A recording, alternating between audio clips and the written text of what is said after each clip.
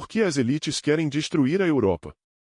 Papa Francisco inventa novo pecado. Para ele, ser contra a imigração em massa é um pecado grave. É estranho como quase todas as pessoas em posição de poder no mundo ocidental são implacavelmente a favor da imigração em massa. E eu digo isso a partir de um ponto de vista europeu. De um lado, existe a elite governante que finge concordar com as preocupações dos cidadãos europeus, ao mesmo tempo que dizem que a imigração em massa é essencial para a economia. Mas, observe como eles nunca dão oportunidade de escolha sobre isso. Eles simplesmente impõem o que querem. Eles nunca perguntam para a população: você quer ser um pouco mais pobre e ter menos imigração? Ou ser um pouco mais rico e ter muita imigração? Acho que eles nunca fazem essa pergunta aos europeus porque sabem perfeitamente qual seria a resposta. Do outro lado, existe o outro tipo de elite, aqueles que dizem possuir uma fibra moral mais forte do que a sua, que dizem ser pessoas melhores e mais acolhedoras do que você. Essas pessoas tendem a ser as elites protegidas e distantes que não precisam lidar com as consequências da imigração em massa. Eles dizem existir um dever ético a ser seguido, e que, se não o seguirmos, somos doentes e pervertidos por ainda termos um amor por nosso país e nosso modo de vida. Sempre me pareceu claro que as inassimiláveis hordas do terceiro mundo, que vão para a Europa sem parar, iriam mudar a cultura e demografia europeias para sempre, irrevogavelmente. Você sabe muito bem a quem eu me refiro. Me parece perfeitamente moral e ético questionar isso e admitir que eu não quero isso. Claro, que se você revelar essa posição, a grande mídia liberal e os políticos progressistas dirão que você está cheio de ódio, e que você é um ser egocêntrico. Eu reconheço a crença cristã de que cada pessoa tem a centelha de Deus dentro de si e, portanto, tem valor, como algo superior. Essas crenças foram o alicerce para a construção da civilização ocidental cristã, que eu considero como superior a todas as demais. Eu também reconheço que outras tradições ajudaram a formar civilizações específicas em um determinado momento.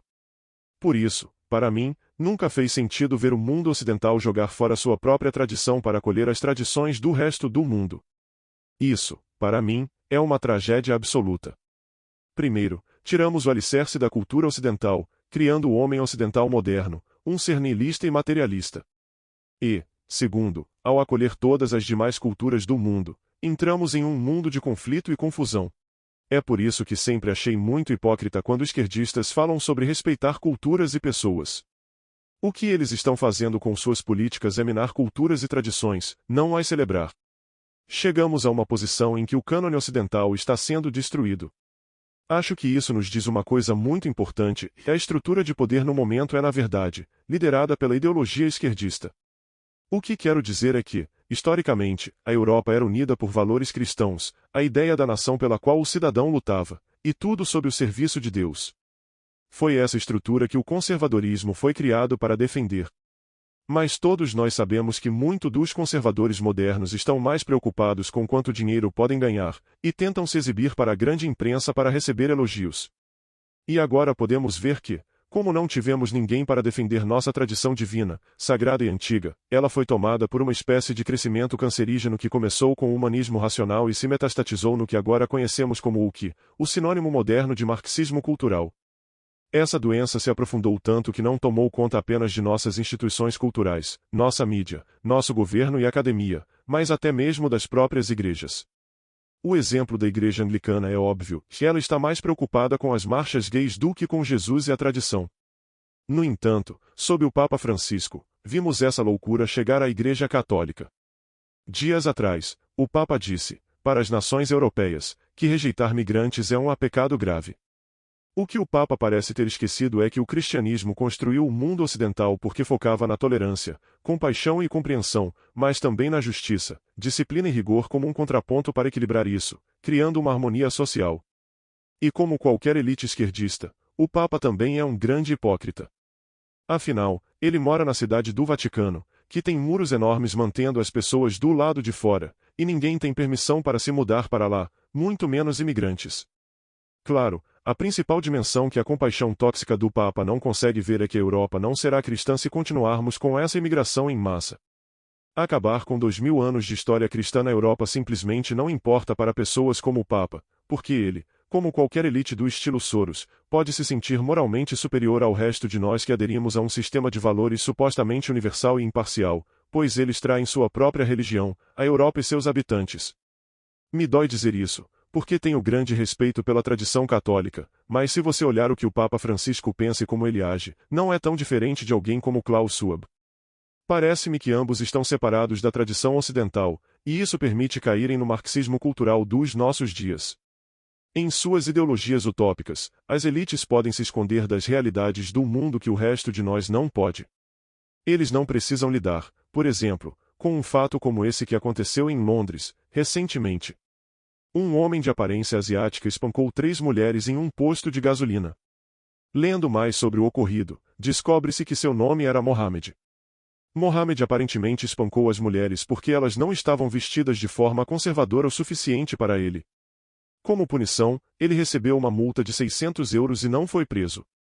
O problema é que as elites britânicas vivem dizendo que o ódio contra as mulheres é uma forma de terrorismo. Você acha que a secretária do Interior do Reino Unido, a socialista Yvette Cooper, vai chamar esse Mohammed de terrorista? O primeiro-ministro britânico, o socialista Keir Starmer, também disse que não toleraria nenhuma desordem no país. Você acha que ele vai fazer alguma pressão para que esse Mohammed vá para a cadeia? Claro que não. Tudo isso porque, em sua ideologia utópica, os esquerdistas não consideram os recém-chegados tão maus e estúpidos quanto os nativos europeus brancos, e é por isso que eles são tão rigorosos com os nativos europeus e tão lenientes com aqueles que não se parecem como nativos europeus. Eles não precisam lidar com as hordas de estrangeiros chegando, tomando conta de suas cidades, furtando mulheres idosas na rua ou deixando sua bagunça do lado de fora de casa até que o município venha e limpe. Eles simplesmente não se importam com nada disso. Eles apenas veem isso como uma oportunidade de mostrar o quão compassivos eles são. No entanto, eles olham para os nativos de suas torres de marfim, sem perceber que estão destruindo as próprias fundações que lhes dão poder. Pessoalmente, vejo isso muito como o comunismo na União Soviética. Sim, havia algumas figuras muito obscuras e ressentidas no topo, mas ao redor delas havia muitos ideólogos que realmente acreditavam na visão utópica. Foi isso que os tornou tão perigosos. A propósito, o Papa é o primeiro Papa em 1300 anos a não ser da Europa. Ele é um socialista da América do Sul. Eu me pergunto se isso tem alguma influência em sua perspectiva e comportamento. Mas a realidade neste caso é que as elites não conseguem ver o que o homem da rua aparentemente consegue, que a Europa foi corrompida, e que sua tradição foi corrompida. Precisamos ver que há uma luta acontecendo pela alma da Europa. Agora, eu sei que pode parecer sombrio às vezes no mundo ocidental moderno, mas acredito que há uma forte razão para ter coragem e fé. Isso porque, embora basicamente não tenhamos nenhum poder, já que a estrutura de poder liberal socialista está tomando conta de tudo, temos a verdade do nosso lado. Temos a vitalidade da tradição. E existe um crescente despertar, o que reacende a esperança que ainda existe uma chance de salvar a Europa. Essas são apenas algumas das minhas opiniões. Deixe-me saber o que você pensa abaixo e considere se inscrever no canal. E não deixe de se inscrever no blog infielatento.org. Este vídeo foi narrado por voz gerada por inteligência artificial.